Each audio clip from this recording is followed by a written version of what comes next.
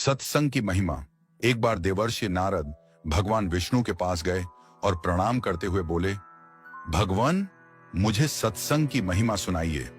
भगवान मुस्कुराते हुए बोले, नारद, तुम यहां से आगे जाओ, वहां इमली के पेड़ पर एक रंगीन प्राणी मिलेगा। वह सत्संग की महिमा जानता है, वही तुम्हें समझाएगा। नारद जी खुशी खुशी इमली के पेड़ के पास गए और गिरगिट से बातें करने लगे। उन्होंने गिरगिट से सत्संग की महिमा के बारे में पूछा।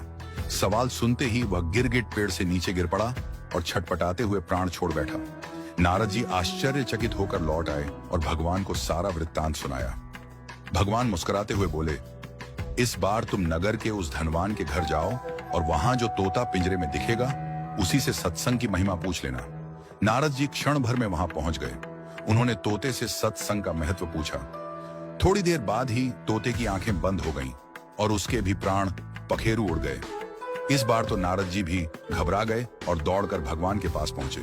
नारद जी ने कहा, भगवान, यह क्या लीला है? क्या सत्संग का नाम सुनकर मरना ही सत्संग की महिमा है?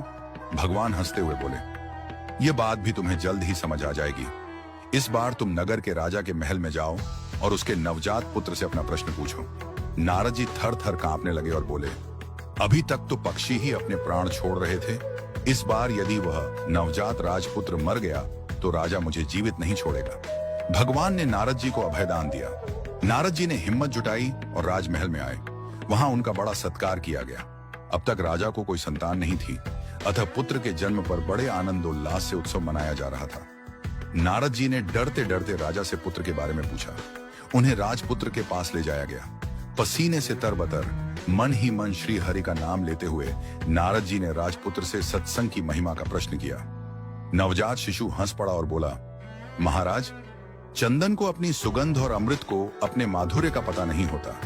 ऐसे ही आप अपनी महिमा नहीं जानते, इसलिए मुझसे पूछ रहे हैं। वास्तव में आपके क्षण भर के संग से ही मैं गिरगिट की योनि से मुक्त हो गया।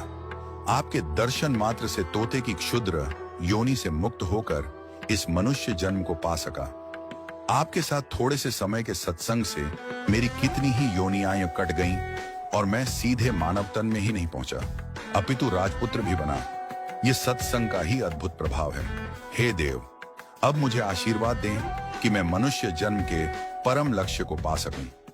और बालक ने भगवान का नाम जपा, ओम नमो भगवते वासुदेवाय।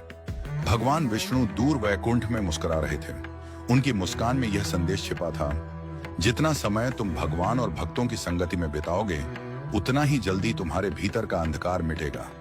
सत्संग वह प्रकाश है जो जीवन का मार्ग बदल देता है।